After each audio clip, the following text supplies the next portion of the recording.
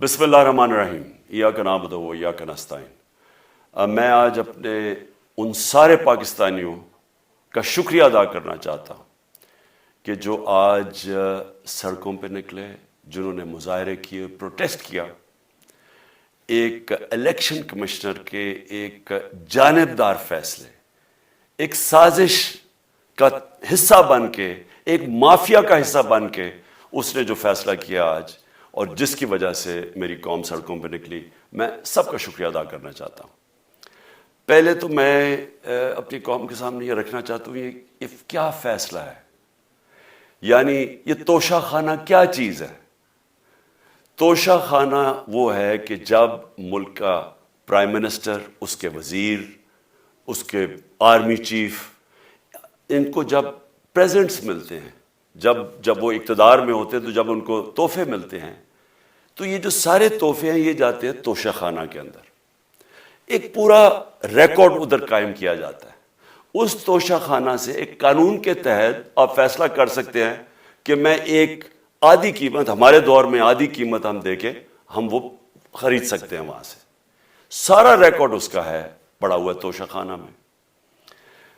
تو یہ جو کیس اس نے کیا ہے، یہ جو کیس کے اوپر فیصلہ دیا ہے، میں آپ ساری قوم کے سامنے اب یہ کہنا چاہتا ہوں کہ جب بھی، اور انشاءاللہ ہم اب جا رہے ہیں عدالت میں آج سب کے سامنے کہنا چاہتا ہوں کہ یہ عدالت کے اندر کیس جائے گا اور اس میں ایک چیز غیر قانونی نہیں نکلے گی، کیونکہ سارا ریکارڈ اویلیبل ہے۔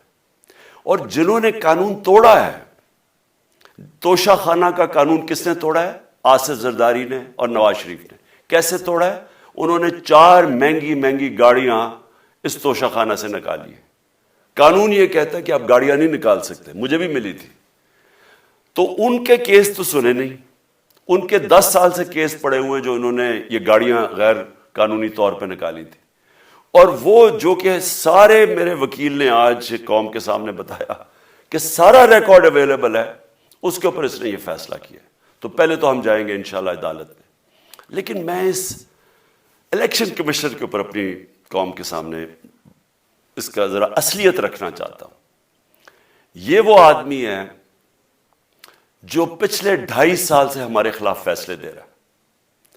8 یا 9 دفعہ اس نے ہمارے خلاف فیصلہ دیا، ہم عدالت میں گئے اور عدالت نے اس کے فیصلے اوور ٹرن کر کے ہمارے حق میں فیصلے دیے، کیونکہ اس کے جو فیصلے تھے وہ غیر جانبدار نہیں تھے۔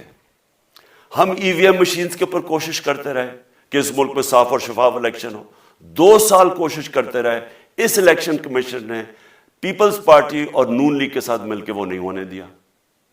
ہم نے عدالت میں گئے کہ جو سینٹ کے اندر پیسہ چلتا ہے، سینٹ کے الیکشنز کے اندر، کہ وہ ووٹ ویریفائبل ہونی چاہیے، یعنی لوگوں کو پتہ ہونا چاہیے کہ آپ کے ایم پی کدھر ووٹ ڈال رہے ہیں۔ ہم سپریم کورٹ میں گئے، سپریم کورٹ میں اجازت دے دی کہ ووٹ ویریفائبل ہونی چاہیے، اس نے روک دی۔ اس کے بعد یوسف رضا گیلانی کا بیٹا پیسے دیتے ہوئے پکڑا گیا ووٹ خریدتے ہوئے، اس نے کوئی ایکشن نہیں لیا۔ یہ اس نے جب ہمارا یہ ابھی جو آڈیو لیکس ہوئی ہے، اس کے اندر کیا چیز آئی ہے سامنے؟ آڈیو لیکس میں یہ سامنے آئی کہ نون لیگ کے ساتھ بیٹھ کے یہ فیصلے کر رہا تھا کہ کون سے حلقے ہمارے کمزور ہیں اور کدھر پی ڈی ایم کی ووٹ جو تھی ہمارے حلقوں سے دگنی تھی۔ اس نے ان کے ساتھ بیٹھ کے فیصلے کیے۔ یہ جو ابھی حال ہی میں الیکشن ہوئے ہیں، اسی الیکشن کمیشن نے، اس نے پہلے بھی جب پنجاب کے بائی الیکشن ہوئے تب بھی پوری الیکشن کمیشن کی مشینری نے ان کی مدد کی، اور اس کے گورنمنٹ بھی پنجاب میں انہی کی تھی، گورنمنٹ کی مشینری نے بھی پوری مدد کی۔ اس کے باوجود دونوں دفعہ یہ الیکشن ہار گئے، اور الیکشن اس لیے ہارے کہ پاکستان کی قوم ان کو ریجیکٹ کر بیٹھی ہے، اور اللہ کا شکر ادا کرتا ہمارے ساتھ کھڑی ہے۔ جب ہماری گورنمنٹ گئی تب سے یہ مافیا کوشش کر رہا ہے کہ تحریک انصاف کو ختم کرنے کی۔ پہلے تو انہوں نے گورنمنٹ گرائی بیرونی سازش، پھر انہوں نے کروڑ روپیہ خرچ کیا، 20 یا 25 کروڑ روپے کی ووٹیں خریدی، لوگوں کو لوٹا بنایا، ہماری گورنمنٹ گرائی۔ اس کے بعد جب ہم نے مظاہرہ کیا، پرامن مظاہرہ، آئین اور قانون میں رہتے ہوئے، ہمیں آئین اجازت دیتا ہے پرامن احتجاج کرنے کی، ہم نے پرامن احتجاج کرنا تھا۔ انہوں نے جس طرح ایک بیرونی جو آج بھی وہ سائفر اویلیبل ہے جس میں واضح ہے کہ ان کو باہر سے مل کے انہوں نے ایک گورنمنٹ گرائی تھی. سب کو پتہ ہے سندھ ہاؤس میں 20-25 کروڑ روپیہ چلا اور گورنمنٹ انہوں نے گرائی. اس کے اوپر مظاہرہ ہم نے کیا 25 مئی کو. انہوں نے جس طرح کا ظلم و تشدد کیا ہمارے اوپر پاکستان کی تاریخ میں ایسے کبھی نہیں ہوا.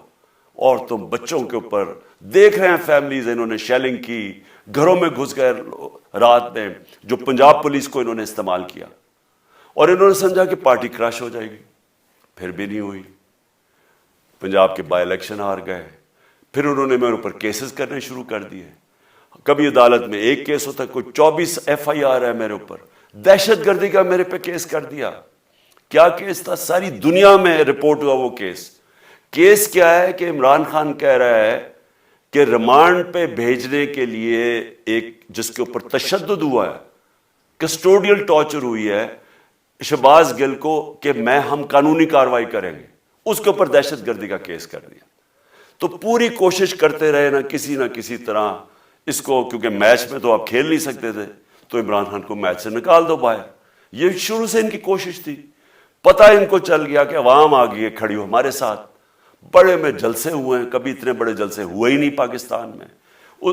اور پھر یہ جو ابھی جو الیکشن ہوا ہے اس کے اندر پوری پلاننگ کرتے ایک کینڈیڈیٹ کھڑا کر کے پھر بھی ہار گئے.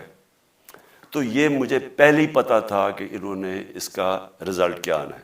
میری ساری پارٹی کو پتا ہے, میں نے ان کو واٹس ایپ کیا, اپنے سارے لوگوں کو بتایا. مجھے کل رات میں نے سب کو بتا دیا کہ اس نے ڈسکوالیفائی کرنا ہے, کیونکہ یہ اس سازش کا حصہ ہے, یہ مافیا کا حصہ ہے. اور مافیا کیا کوشش کر رہی ہے یہ ذرا ساری قوم سن لو. جو پاکستان کی سب سے بڑی پارٹی ہے, جو فیڈرل پارٹی ہے, باقی پارٹیز تو اب صوبائی پارٹیز رہ گئی ہیں, چھوٹی سکڑ کے ہو گئی ہیں فیملی پارٹیز. جو سارے ملک کے اندر ایک فیڈرل پارٹی ہے اس کو ختم کرنے کی کوشش کر رہے ہیں.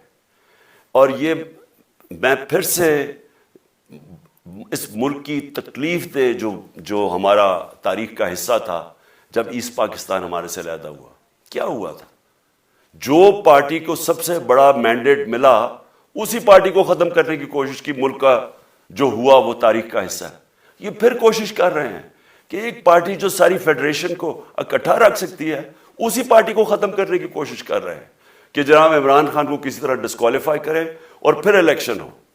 اور پھر مجھے اور نواز شریف کو ایک ہی طرح دکھایا جا رہا ہے کہ اچھا جی عمران خان بھی ڈسکوالیفائی ہو گیا تو نواز شریف بھی ہو گیا. نواز شریف اس ملک کا بڑا مجرم ہے. 30 سال سے چوری کر رہا ہے اس ملک کا پیسہ باہر. بڑے بڑے محلات ہیں اس کے اور اس کے بچوں کے باہر. ایک رسید نہیں دکھا سکتا کہ پیسہ کدھر سے آیا. میں نے کرکٹ کھیلتا تھا تو میں نے ایک فلیٹ خریدا. میں تو پبلک آفس ہولڈر بھی نہیں تھا. 34-35 سال پہلے میں نے فلیٹ خریدا جب کرکٹ کھیلتا تھا.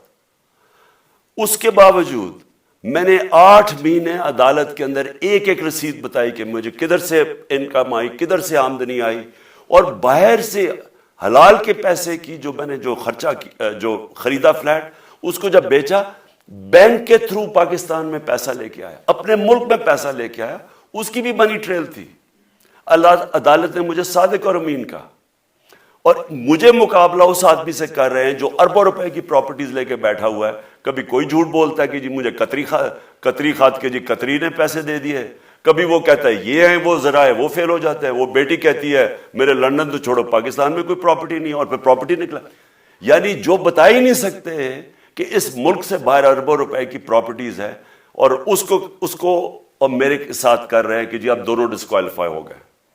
اور جو سب سے شرمناک چیز کیا ہے کہ جس آدمی کی ساری پراپرٹی سب پاکستان سب ڈکلیئرڈ اپنے نام پہ, اس کو ڈسکوالیفائی کر رہے ہیں, اور یعنی میچ سے باہر رکھنے کی کوشش کر رہے ہیں.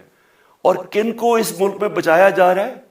اس ملک کے بڑے بڑے مجرم جن کے اوپر اربوں روپے کے کیسز ہیں, وہ آ کے پہلے تو ان کو سازش کے تحت ملک پہ بٹھایا جاتا ہے, پھر وہ قانون اسمبلی میں بیٹھ کے نیب کا قانون چینج کرتے ہیں اور 1100 ارب روپے اپنا معاف کروا لیتے ہیں.